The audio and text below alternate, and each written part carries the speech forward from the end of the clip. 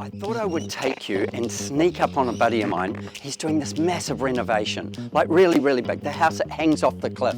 But I want to sneak up on him, so I'm going to run down the path and surprise him. So come with me, let's go. Mate, you here? Oh, look at that, I told you he was on the tools. There he is with a paintbrush in his hand. What are you up to? Oh, I just thought I'd call past and have a look at what you're doing.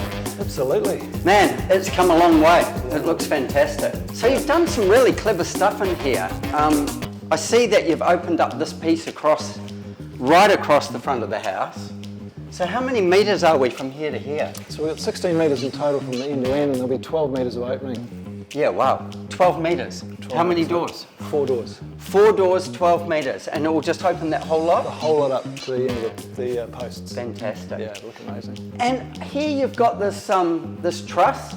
It's a head truss to basically hold the roof on.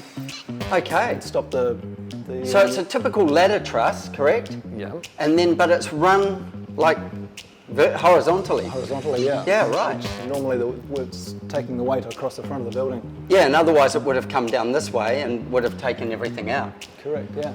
That's insane. Yeah. And this big cantilever of concrete out here?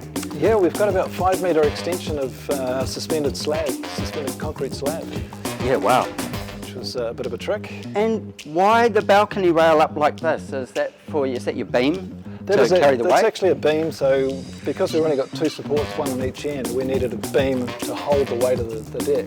Yeah, right. So it forms the structure for the edge, Yep. and it also gives you that privacy. You can see that there is a ton of work that's going on here.